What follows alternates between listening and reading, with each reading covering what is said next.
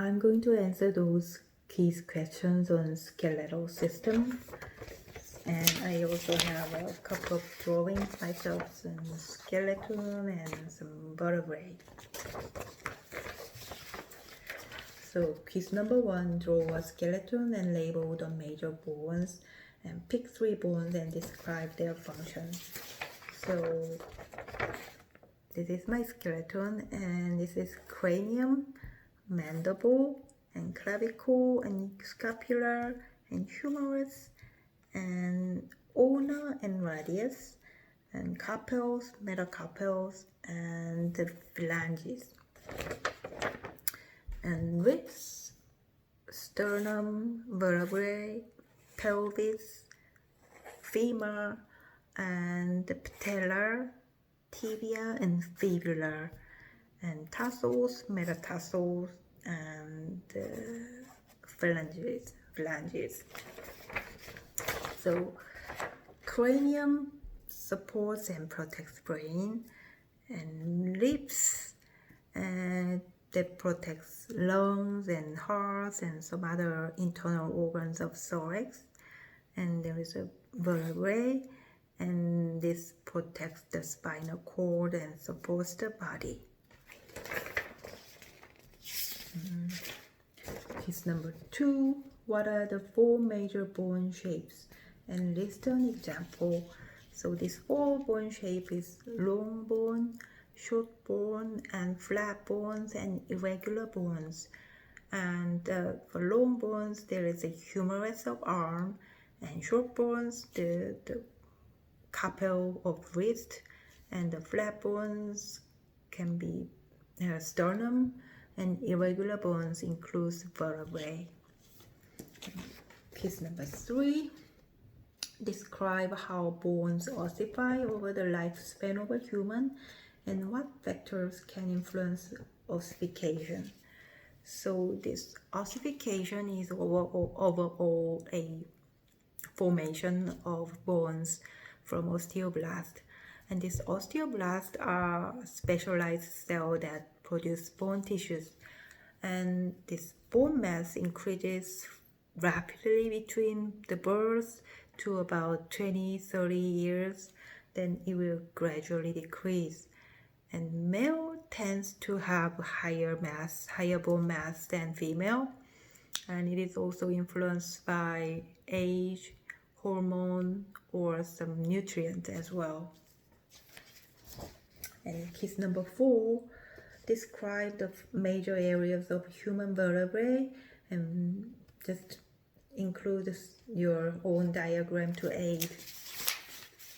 So this is the human vertebrae I drew. So up here is the cervical spine. So that includes the 7 bones, so posterior to our neck. And then in the middle there is a thoracic spine. It has like a 12 bones, and this connected to the rib. And there is a lumbar, which is a lower back, and it has 5 bones from L1 and L5. And there is a sacral, and that is kind of, there are 5 bones, but they are all fused and connected to the hips. And at the bottom is at the end of the spinal column is the coccyx, and there are 4 bones, but they are all fused together, so that cushions the spinal bone. Okay. And case number 5, compare and contrast compact bones and spongy bones, and how are they similar and how are they different. So compact bones are very tough and heavy bones, and spongy bones are very rather soft and light.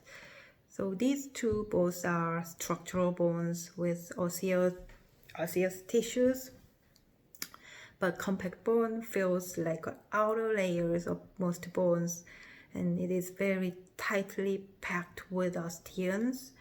But spongy bone is kind of, well, very soft and light, and that fills inner layer of bones, and very loosely packed with the trabeculae.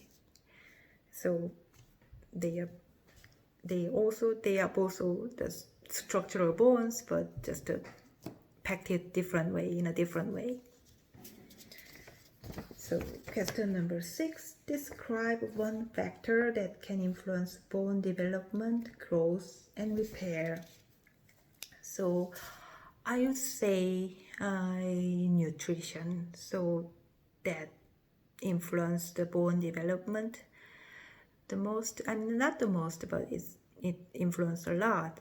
For example, like a vitamin D is important for absorbing the calcium in the small intestine.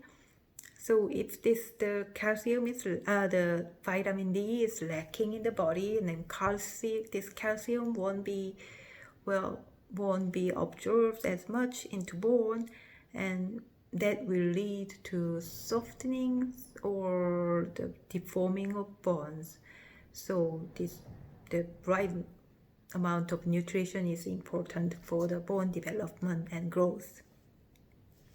And case number 7, explain what causes our joint to pop. So these popping joint are called the synovial joint, which is most movable, most flexible in the body. So there is a space between the two bones, and that is filled with this synovial fluid that cushions the bones. So you, like for example, you can just stretch the joint like a really farther than it used to be, and I can't really I can't pump my joint, but so I'm trying. So you can stretch the joint farther, and then there will be the space between bones gets really larger, so they will have more space between two bones, but the amount of the fluid stays the same, so that will create the low pressure joint, and that pulls the gas out of the fluid. I mean the gas like oxygen or nitrogen or carbon dioxide and stuff, so that the gas will get out of fluids, and those gases will form bubbles with a pop. So it's a kind of those process that will cause our joint to pop.